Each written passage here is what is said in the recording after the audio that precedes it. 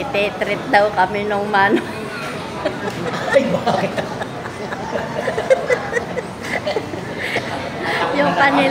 yung kanilang tax ay aming paghahatian. Talaga. Divide 3. Naubos na. Ako. Bakit ka ito walang salamin? Asan na yung salamin ko? Okay, laging nahihirapan. Kainaman ito.